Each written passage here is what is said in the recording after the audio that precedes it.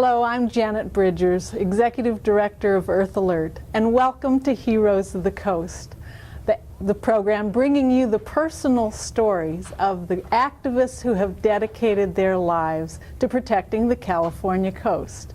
We're here today with Marcia Hanscom. Marcia, welcome. Thank you.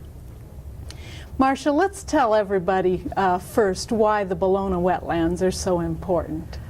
Well, all of our wetlands are important. They're often referred to as the cradles of life because a lot of the marine life from the sea starts out there, baby halibut, shrimp, crabs. That's where the nurseries sort of start a lot of the marine life. Coastal wetlands also help protect the shorelines from erosion. They filter water coming into the coastline, so it helps cleanse pollutants, and they're home to a lot of endangered and threatened species. And yet, the wetlands in California, the numeric, the percentage is drastically reduced, right?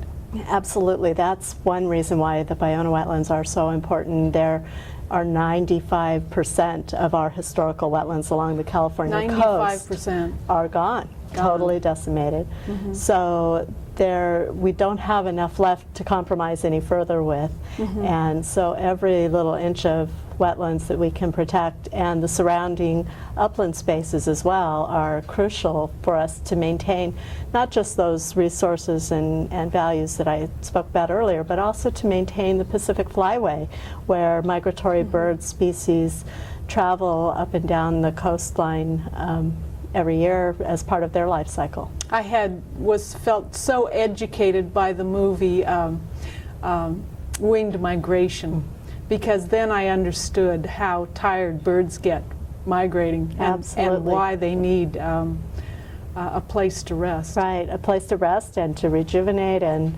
when they're here, after they've flown all that way, they have to store up as many calories as fast as possible before they have to leave again for their next journey. The next journey, I mean, this is like day after day that they fly, right? Right, well, some, like the Bologna wetlands, for instance, there mm-hmm. are some bird species that actually nest there. Like mm-hmm. the California least tern is here right now, mm-hmm. having its babies, getting ready to go back after it does, back to Guatemala, Costa Rica, Mexico. Mm-hmm. And so they're here for the summertime. But a lot of the species, bird species, have actually left and gone to Idaho, Alaska, Washington State, Canada, to have their young in those places. And then for some of the birds that come here for the winter and stay for the winter, but then some just use Bologna as sort of a motel sort of stopping mm-hmm. place on the way to their next journey. So there's just a lot of traffic in and out of that. There is. So every month it's very different. It's mm-hmm. always a different experience to walk in the wetlands at different times of the month. Mm-hmm. Let's just remind everybody, where the Bologna wetlands are. Sure. Well, they're in Southern California, just between Marina del Rey and Los Angeles International Airport. That's that big open area, the old Hughes. Right. Howard Hughes, we can thank him actually mm-hmm. for keeping that open space there. Okay. Otherwise, it probably would have been developed like much of the rest of Los Angeles. Mm-hmm. And how did you become involved in this effort? How and when did you become involved? Well, in 1995, I moved back to Los Angeles County. I had been in Orange County and had mm-hmm. been very involved with the Bolsa Chica wetlands in Huntington Beach, nearby where I lived. Mm-hmm. And are you a native Californian? Yes, I am, third generation. Yeah, okay. And so when I moved back here, I had already been very involved with the Bolsa Chica wetlands. I knew that we had the ability to do things that a lot of folks had said we couldn't, that it would be difficult mm-hmm.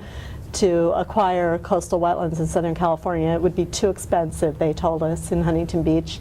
But we went against that prevailing wisdom and were able to find some creative ways to acquire the wetlands there. So here I came into the Bologna wetlands area, where we were actually much further behind. Mm-hmm. And when I say that, the activists who are here, who invited me to get involved, they pretty much were on their last stand, is what they had thought. So there had already been an effort going on for what, how many years? Do you know? For probably 15, 20 years. Really? Mm-hmm. And a compromise development had been made between one environmental group and the developer, and a lot of people weren't happy with that. They felt that a lot more could be done. And it was a challenge to think about it, because Steven Spielberg and DreamWorks had just signed up to build their studio here, and everybody in the political arena was for the project. Right. DreamWorks was big contributors to the Democratic Party. The Democrats in office here were all completely sold on this as an environmental project, and now 10 years later, people are clear that it was not such an environmental project. Something's happened just recently, right? That would you like to tell us about that development? Actually, it happened quite a while ago. Patricia McPherson, who's an activist who's been studying the natural gas issues there, has been working to try and get this information out for almost a decade herself. And a lot of us didn't understand the issue at first, and now it's very, very clear that there are serious problems. Underneath the Ballona wetlands, there's a huge natural gas storage area where the gas company stores gas that they pump in from all over the country. Really? Is it a tank or what? It's sort of like an old oil field that the gas is. So they're like chambers, underground chambers. Right, way below the surface. And so they store that until it's time for people to use it, and they sell it. But when this gas company facility was first put together, not too many people lived in the area. Now there's a lot of residential development in the area. There's not as much open space, and so there's not as much area for the gas to dissipate. And it turns out it's one of the largest gas seeps anywhere in the country. And really, you mean, are you talking about right underneath all those apartments and condos and everything that we see that's gone up in the, really? Right. Some of the largest gas seeps are directly under where they're building right now. What's going to happen, do you? Well, there's some pretty shocking things that finally some people in several of the agencies have been admitting about the seriousness of the problems. And I think that it's going to be up to our new city council member to perhaps call some public hearings on the issue, because there's a lot of, I live in Playa del Rey, which isn't very far from this, and we smell gas occasionally. Sometimes in our apartment elevator there will be a warning sign saying, if you smell gas, close the windows. So there are off-gassing problems and a number of challenges with having this natural gas facility in our area where so many people live.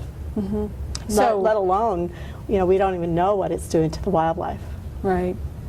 Well, let's go back to, I mean, that's going to be a subject of ongoing concern, and we really can't predict right now what they're going to figure out they have to do to protect the public safety as well as the wildlife. But back to this incredible, long battle that you were involved in to save the wetlands. What were some of the the points where the whole thing hung in the balance? Those moments where it could have gone either way, and what stands out in your mind now? Well, there are a number of things. First of all, when DreamWorks first came in, this was a few months after I got involved. It was rather daunting, and a lot of us could have given up at that point and said, well, there's no way we can do anything more, it's a done deal, which everybody told us it was. And a lot of us, that was the point where we decided to form a coalition and start looking for more support and building more support in the community. And so that was a very important point. There also was the point when DreamWorks left the project about 6 years after they had decided to come in. That surprised everybody. It was shocking because... Did you have any advance, inklings on that for that about might happen? A year prior to their leaving, there was a lot of conflict between the developers and DreamWorks. I mean, there are a lot of egos all involved, and a lot of big money was at stake. DreamWorks was going to be a 1/3 owner of the development originally and get some of the profits to help build their studio. So there was quite a lot of question, but everybody thought DreamWorks would stay if anyone stayed. Right. And it was quite a big surprise. Although we boycotted their films, we went to all of their premieres and had people protesting. Children all over the city wrote letters to Steven Spielberg. Really? There was quite a lot of pressure put on them, and we were just very grateful that they finally decided to go for whatever reason. There also was a moment when we actually won a federal lawsuit in federal district court. What year was that? I'm sorry? What year was that? That was 1998. And we were very excited about it because it was a strong opinion that said that the federal agencies had not done a full environmental impact statement, and they should have. And we, the question at that point was what was going to happen, and Playa Vista did a little calculated move and decided to, after 3 days of the bulldozers sitting, they finally decided we better move forward even though they won. We're going to appeal this and we don't care. Really? And they just started full speed ahead, and that was a moment where they made a decision that I think ultimately affected them being able to continue to go forward. In what sense? Well, they eventually ended up getting our opinion overturned in the Ninth Circuit Court of Appeals. One of the judges was a very good friend of our former mayor, Richard Reardon. In fact, she had actually performed his wedding ceremony. So we were distressed at the overturning of that opinion, certainly. But because Playa Vista had kept going forward, they sort of showed this momentum that made people think, well, everything's still okay, even though we knew that it really wasn't. Another pivotal moment was when Gray Davis was being recalled, and that was the moment where we realized that while we weren't getting everything we wanted yet, and we still have several hundred acres of land we're trying to protect and intend on doing so. But at that moment we knew we couldn't get it all, but we had to get as much as possible, and the developers were willing to sell several hundred acres of land more than they had originally made a deal for. So Trust for Public Land came in, and that was a very important moment because it made people realize we could actually acquire the land. Davis was created a lot of pressure. He was trying to create a legacy at that point, right? As he was going out of office. Right, and actually before that, if Antonio Villaraigosa, who is now our mayor-elect here in LA, if he had not, he really took a big risk, and when he put Proposition 12 on the ballot, he did something no one else had ever done. He put $25 million in that bond measure for a piece of property that had no willing seller yet. Almost always they require that they have willing sellers to put anything in these bond measures, and he knew we didn't have one yet, but he had hoped that it would help create the emergence of a willing seller, which it did. And that was a very key moment, because up until then everyone said there's not enough money, where are you going to get the money? It's unrealistic. So that is just one of the projects, the kind of a recap of one of your major battles, and I know you're involved in several others, have been, continue to be. So what's on the top of your list these days? Well, still the Ballona wetlands, there's a lot to do in that Ballona Valley, a number of parcels of land we want to protect. Now that it's in public ownership, we have to make sure that it's restored with genuine restoration. that's sort of hard to come by these days because restoration science is still rather new, and sometimes they just think coming in with bulldozers and wiping the slate clean and starting over is how you're supposed to restore things. Well, that's what the Coastal Conservancy is actually doing in a number of places up and down the coast, and so we're trying to make sure they get on the right track. We also are working in a number of other areas. We are watching over Malibu Lagoon, where a similar restoration effort is underway. We've been involved with wetland projects up and down the coast, as well as other coastal resources. There's a property where there's a very important coastal prairie terrace area just south of Half Moon Bay, where we're working to make sure that that ESHA, environmentally sensitive habitat area, is protected, and keeping the Coastal Commission honest. That takes a lot of work. It does take a lot of work, but it's all connected, as John Muir would say. And if we, for instance, one project where we worked on was up in Oxnard, where there was this previously thought extinct plant, the Ventura marsh milk vetch. And we were not doing well in a lawsuit there, and so we were able to get a settlement that actually helped put aside some funding so that we could plant that plant again back in some of its historical range. And Bolsa Chica wetlands and Ballona wetlands and Malibu Lagoon are three of the areas where it used to be. So they're all kind of connected, and it's sort of like if you know what's happening in one place, it can help you do your work in other places as well. Okay. From a personal perspective, how do you manage to keep your own energy up, your own spirits up? I think that, and I want this as encouragement for other people who are involved, not just in environmental issues, because determination and stick-to-itiveness, and how do you manage to? Well, there are a couple things. You hit on one.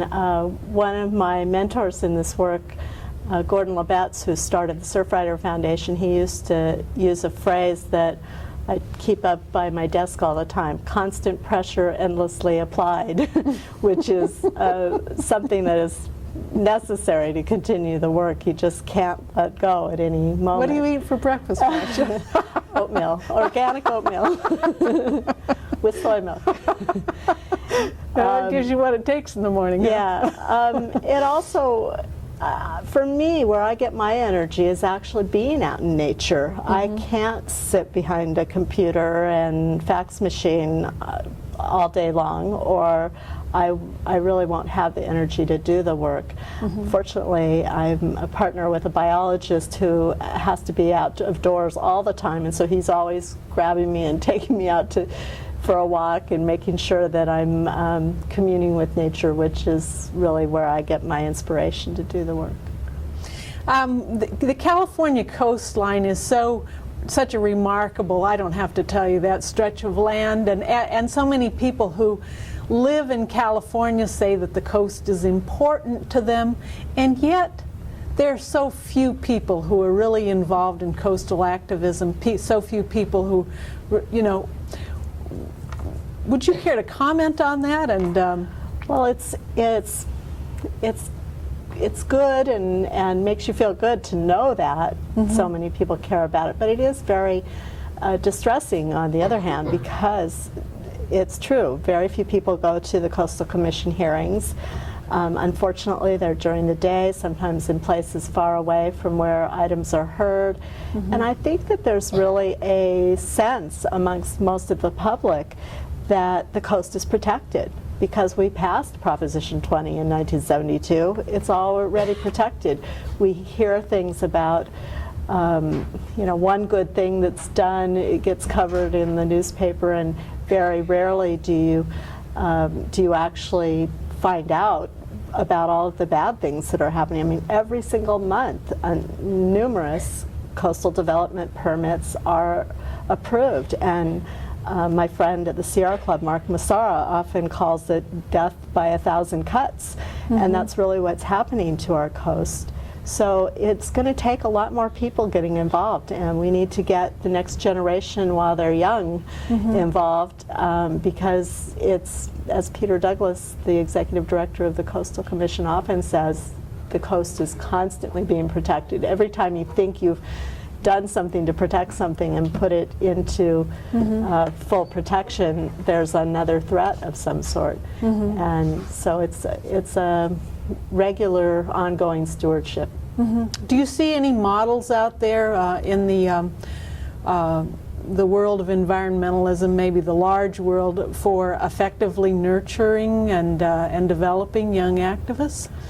Well, there's one thing the Sierra Club's doing that's working a little bit, although not as much as it needs to, and that is they have a Sierra Student Coalition but they're focused only on a few things, and I'd like to see us really work more closely with some of the colleges and high schools in the area. You know, the kids today go to field trips out in nature, whereas we didn't do that. So there's really is an much more educated youth that just needs to know that we need their help and that we would love their energy involved. To me, the most effective thing that is happening for the environment is people starting to really care about what's happening in their own communities. I see, for instance, where I'm living, people who never thought about becoming activists getting involved because all of a sudden a little sand dune area that they always liked to go watch the sunsets from is being threatened with a big development. And so now people are coming out of the woodworks to become activists, and they never thought they would do that, but they care about their own community. And I think that's where we have to focus. So that can, you know, radiate out towards a larger environment if people become involved with a neighborhood issue, a local issue. And all ages have gotten involved in that particular, it's the Toes Beach Dune area, and I've been amazed. We have lots of young kids going around on skates in the community, passing out flyers. How great! Yeah, it really is. You know, they have their own ideas about how to get people involved, and it's real refreshing to have that energy there. Tell me about your favorite spots in California. You've probably seen a lot of the coast, and if you could plan to go for a vacation next week, where would you go? Well, my very favorite spot on the California coast is the Point Reyes National Seashore. I used to go there for meditation weeks occasionally. There's some great little retreats there, and it's just a beautiful place, and we're so fortunate that people like David Brower and others helped work to save that area, make sure it was protected. I love the Monterey area where the wonderful sea otters are. I also really like the Moss Landing area at Elkhorn Slough. So I kind of like the cooler weather, so those are the places I would go. But I also love my area right where I am in the Bayonne Wetlands, the Malibu Lagoon area. Did you grow up in Southern California? I did. I grew up in South Pasadena. But not exactly right on the shore, huh? No, but my grandmother lived at Redondo Beach, and we went there every weekend, and most of the pictures when I was little are me playing in the sand at the beach. So I got my start on the coast. So it really, that took hold. Yes, it did. When you think about the other people that you've worked with who are have made the greatest contributions to the protection of the shore, who comes up on your list, your short list of great a number activists? of people. Flossie Horgan, who's the founder of the Bolsa Chica Land Trust, she stood up in a room and said, "Why do we have to have any houses there at the Bolsa Chica?" And people said, "Oh, you know, they hadn't even thought of that idea." And she really rallied an amazing effort in Huntington Beach and just didn't believe the naysayers, and was able to do some remarkable work there for the Bolsa Chica wetlands. Would you say that she's one of your mentors? Well, we actually were working together around the same time, She's someone I really look up to for inspiration, yes. And Ellen Stern Harris, of course, who helped start the Coastal Act. When we had absolutely no credible speakers or supporters at the Ballona wetlands, and all the political forces except for Tom Hayden were against our efforts, she spoke up and was one of the people that really said, well, we should have saved that place a long time ago. So she's a really great inspiration and mentor as well. Okay, well, let's give the men equal time. Who's your favorite, maybe not favorite, but who among the men do you admire? Well, I would say I really do look up to David Brower. He's no longer with us, but his words and his actions and his abilities to see the bigger picture have always been something that has inspired me. And I watched him on the Sierra Club Board of Directors, and he always brought everything back to what was really important. And so I try to do my work with that same similar focus that he did. You believe in mentoring the whole process of Oh, it's absolutely crucial. One of the things that Gordon Labette's, one of my mentors, did teach me was you always should be working to replace yourself. So in whatever job you're doing right now, in whatever issue, be mentoring other people to replace yourself in a year or two, and then do something else as part of your work, because otherwise you'll get burned out. And it's been one of the best pieces of advice that I've gotten. I think that's a great place to begin to wind up this program, Marcia, because I think that what we want our viewers to remember is that activists are made, not born. None of us start out to be activists, and but without activists, you go back 200 years, to the formation of this country, that this country would not be what it is without people who are willing to dedicate their lives. That's right. Thank you so much for joining us today. Thank you. And viewers, thank you for joining us on Earth Alert's Hero of the Coast series. And when that inkling occurs to you to get involved in a local issue, a national issue, do it. Do it, because the world needs all of us working to make this a better place.